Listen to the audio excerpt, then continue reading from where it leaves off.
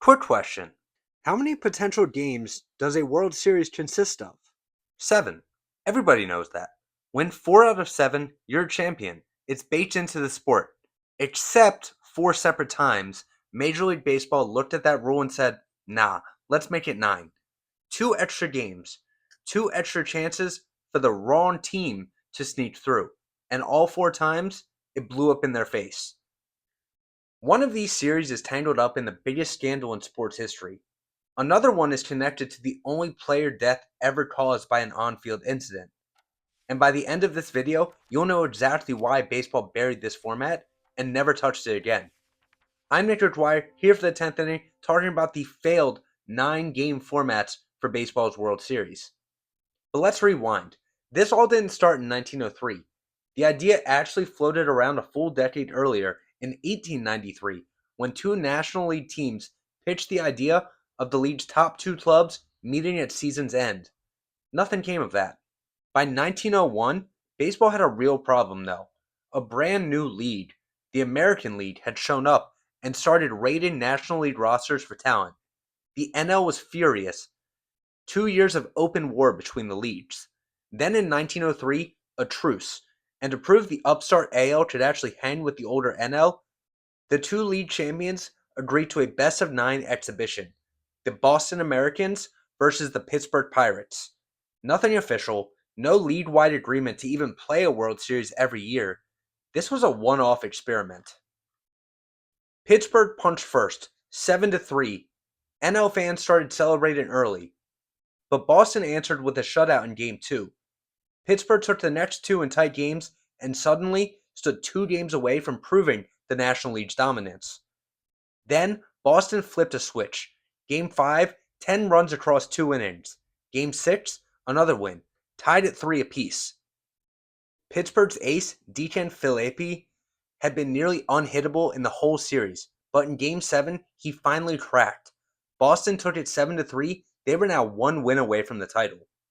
Game 8, Boston's Bill Dineen threw 9 innings, giving up just 4 hits, closing it out, giving Boston the series 5-3. History now calls this the first modern World Series. 8 games worked out fine. Nobody thought about it twice. For 16 years after the original 1903 format, though, it was a 7-game series. But then baseball brought this format back, and this time, it walked into the biggest scandal the sport has ever seen. In 1919, MLB officially brought the best-of-9 format back, and the reasoning was pretty transparent. The sport was exploding in popularity, and a longer series meant more ticket revenue. The regular season had also just been shortened, so a longer World Series helped make up lost gate money. The matchup? Cincinnati Reds versus Chicago White Sox.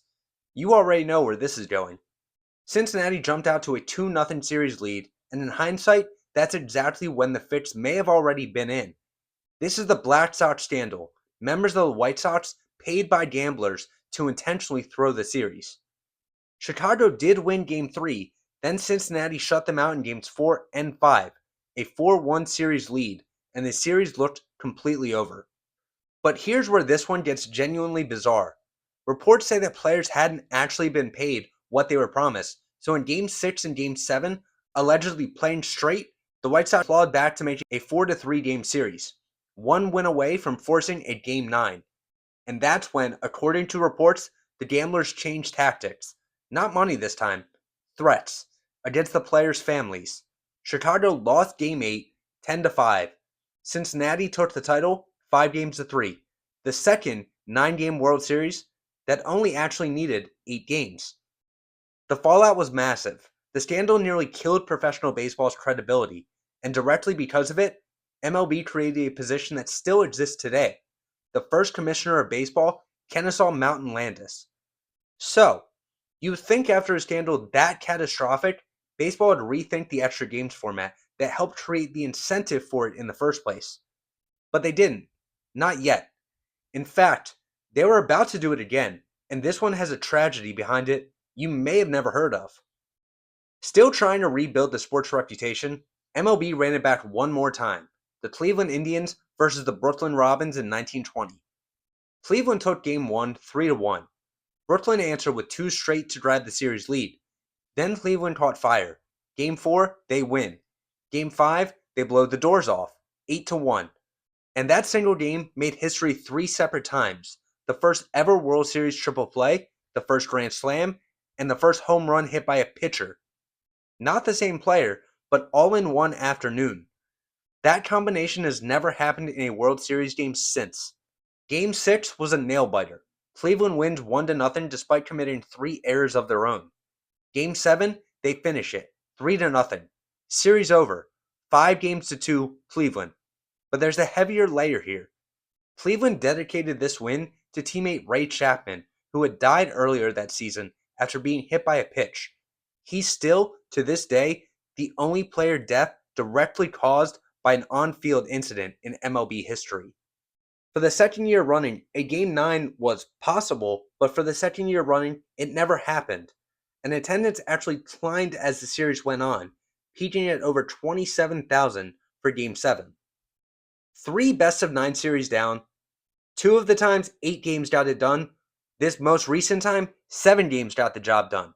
1 year later, baseball tried it a 4th and final time, with the biggest star the sport had ever seen headlining it.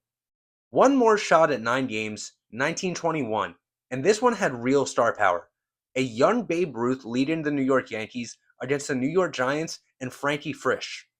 Both teams played their home games at the exact same stadium, the Polo Grounds, because the Yankees were renting it from the Giants, so the home team just switched off.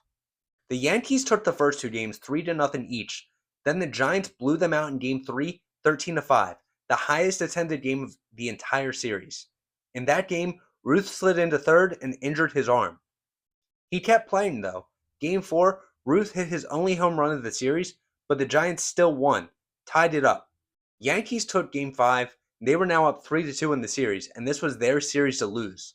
But they did lose it. The Giants won Game 6, 8-5 in a wild high-scoring start. Ruth, still hurting, doesn't start another game in the rest of the series. Game 7, Giants win again, 2-1. They were now up in the series, 4-3. In Game 8, a single first-inning run is the only scoring in the entire game. Final score, 1-0 Giants. Series over, 5-3, in the lowest attended game of the whole series. And that attendance drop tells you the real story here. Fans just weren't locked in by Game 8 the way they were Game 1. After this series, Commissioner Landis and MLB officially scrapped the best-of-9 format for good and brought back the best-of-7, the format that's been used every year since. 4 tries, 4 failures, none of them reaching 9 games. So here's the real question. Why did baseball keep resurrecting a format that kept dying? Every single time, the pitch was identical. More games means more ticket sales, more revenue, more exposure for a growing sport. On paper, the math works. But look at what actually happened across all 4 series. Every single one ended in 8 games or fewer. Not one of these best-of-9 matchups needed that 9th game, and attendance, especially in 1921, actually dropped the longer the series dragged past what felt like a natural conclusion. Baseball fans, even back in the 1900s and 1920s, could sense when a series had already been decided in spirit, even if the math said otherwise. A commanding 3-1 lead means something different in a 7-game series than it does in a 9-game series. Stretching it out didn't create more drama, it diluted it. There's a competitive fairness angle too. Best of 7 forces a team to prove it's better in a shorter, more intense window. 9 games gives more room for an inferior team to get hot and steal it, which sounds exciting in theory, but historically just meant flatter, less decisive games in the middle of the series. When you add in the fact that one of these 4 experiments happens to overlap with the biggest scandal in sports history, you can see why MLB was eager to close the book on 9 games for good. So 4 tries, 4 failures, 0 best-of-9 World Series actually needed all 9 games. And remember that scandal I said at the beginning? That was 1919. The player death, 1920. And the twist ending was the lowest attended game of any of these 4 series was the deciding game of the very last one they ever tried. Baseball learned the hard way. Sometimes more isn't better. 7 was the number all along. Let me know down in the comment section which one of these 4 series you'd want a seat for, and should MLB consider bringing a longer series back. If you're into these deep dives of baseball history breakdowns, like and subscribe, and there are a lot more forgotten chapters of this sport worth digging into.